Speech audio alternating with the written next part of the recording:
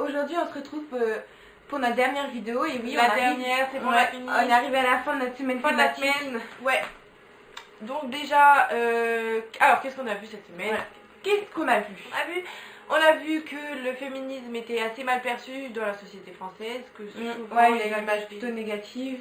Stéréotypes des féministes hystériques. Négative, et en fait les gens s'intéressent pas à ce mouvement, tout simplement. Ils cherchent pas, ils se donnent pas la peine de. Pour eux c'est mal, c'est négatif. De se renseigner. Enfin, moi je pense que c'est mais généralement c'est ça. On s'est aussi rendu compte, point un peu plus positif, que les personnes étaient pour l'égalité homme-femme dans la majorité, en tout cas, donc ça c'était plutôt cool, plutôt positif. Ouais. Après, on a vu avec l'histoire du féminisme que ce mouvement a permis de gagner beaucoup de combats et de permettre aux femmes d'acquérir de nombreux droits et d'être plus reconnues dans la société française. Ouais. Faut pas oublier que il y a ça fait depuis moins de 100 ans qu'on a le droit de vote en fait. Enfin, je sais pas ce que t'en penses toi, mais moi je trouve que c'est quand même c'est énorme et on s'en rend pas compte en fait. Ouais, moi en fait on a l'impression qu'ils sont acquis depuis longtemps ces droits, mais pas du tout ça. Non, pas du tout. Enfin bref, voilà. Après on a vu aussi qu'il existait quand même actuellement encore beaucoup d'inégalités, notamment sociales et économiques. Ouais. Et on a vu que... Qu'est-ce qu'on a vu d'autre? On a vu qu'il y avait plusieurs mouvements féministes, qu'ils étaient tous différents et qu'il y avait des mouvements radicaux, que comme c'est les mouvements radicaux qui attirent un peu plus les médias et tout, c'est plus ceux-là qui sont, par exemple les fémènes, c'est plus ceux-là que les gens connaissent. Pas toutes les féministes ont les mêmes opinions quoi. Mais je pense qu'au quotidien on peut tous faire quelque chose, on peut tous avoir une incidence en fait sur cette société qui est en majorité créée par des hommes et pour des hommes en fait. Ouais. Donc pour réduire ça et pour donner l'égalité des chances. Et pour donner une liberté et l'égalité des chances à tous les individus, quel que soit leur sexe en fait. À part appliquer les lois qui sont déjà en place et les respecter, je pense qu'on peut tous au quotidien engendrer un changement qu'on veut voir dans la société en fait. Donc par exemple, j'ai ma petite feuille avec tous mes exemples.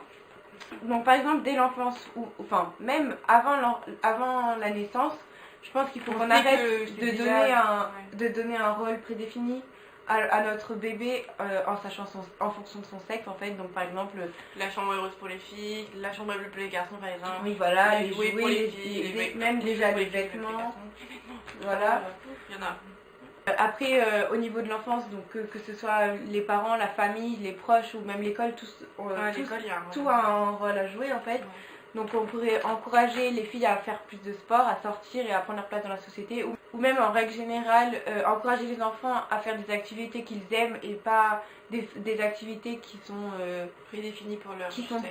Qui sont catégorisées pour leur sexe, comme par exemple il faut arrêter de dire que par exemple les filles qui font du foot c'est des sports de garçons, c'est un sport de garçons, c'est pas pour les filles, tu fais du foot, nanana. Il faut arrêter aussi, ça marche dans l'autre sens, que les petits garçons par exemple qui font de la danse, sport féminin, il faut arrêter de dire ah mais c'est un sport de filles, nanana, il faut laisser les enfants faire ce qu'ils veulent. Voilà, il faut leur proposer en fait, puisque même les enfants qui par exemple, il y a des petits garçons que jamais ça leur traverserait à l'esprit de leur faire de la danse parce que direct dès leur enfance on les a mis dans un club de foot par exemple. Ouais. Alors que s'ils découvriraient la danse, peut-être que ça leur plairait, que ce serait leur passion. La danse ou n'importe quelle. Oui, là c'est. Ensuite, après, faut évidemment éviter les stéréotypes, par exemple les jouets. Faut arrêter de leur offrir des jouets. Comme par exemple des aspirateurs, des balais ou des poupées qui leur offrir ces jouets, c'est pas la question, mais c'est juste qu'il faut qui leur enseignent à prendre soin des autres et à rester à la maison et arrêter de conditionner les enfants, les garçons en leur offrant des jeux d'aventure, de guerre, de guerre et de pouvoir. Mais il faut que ça soit pas défini par le sexe, on peut très bien offrir ses jouets à une fille, à un garçon, il faut que ça soit ce qu'il aime en fait, il faut arrêter de...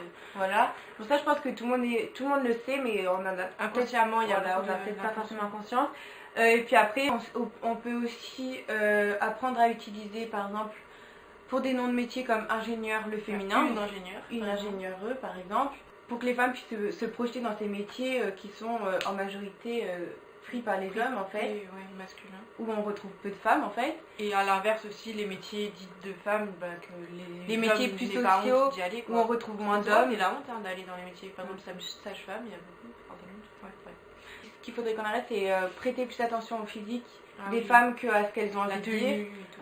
Enfin, leurs paroles, quoi, comme dans le monde politique où on verra plus souvent les Bah, médias une parler ministre, par de... exemple, qui prend la parole et on va se Voilà, dire on va- sa jupe elle est trop courte, Voilà. elle a mis un pantalon, On va plutôt s'intéresser à quelque chose de complètement futile comme sa tenue son apparence. ou voilà, son apparence plutôt que de Qu'on dise son plutôt discours du en message, fait, qu'elle voulait vraiment plutôt que son discours, voilà. sa parole. Quoi. Ouais, donc pour résumer, je pense qu'il faut qu'on apprenne tous à déconstruire.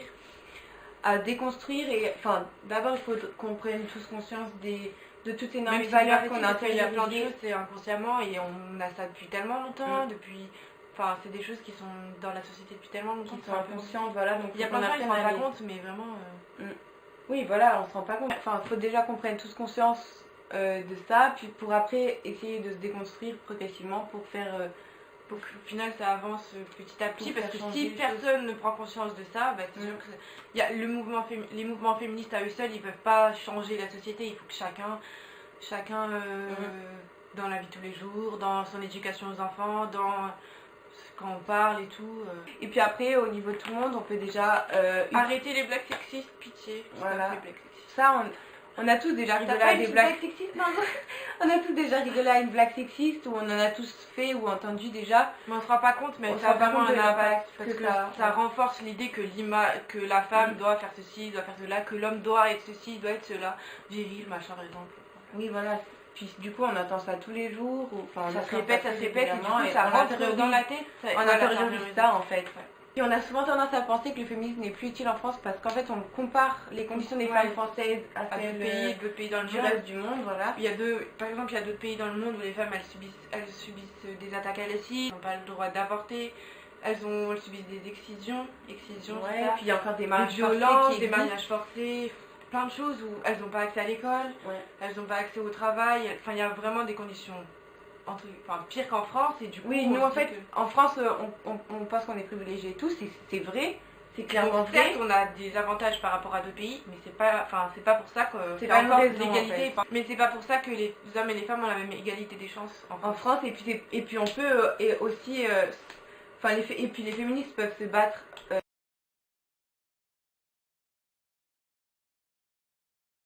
Voilà, bon, donc oui, le féminisme, je le répète, le féminisme est encore utile en France.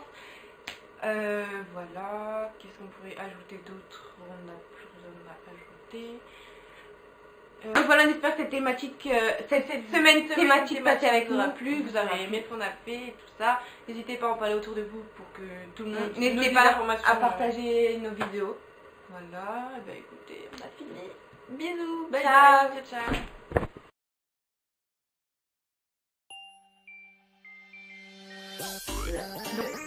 En France, mais arrête. Le féminisme.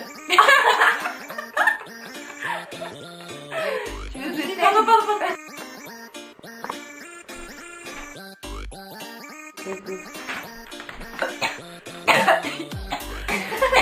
Pardon.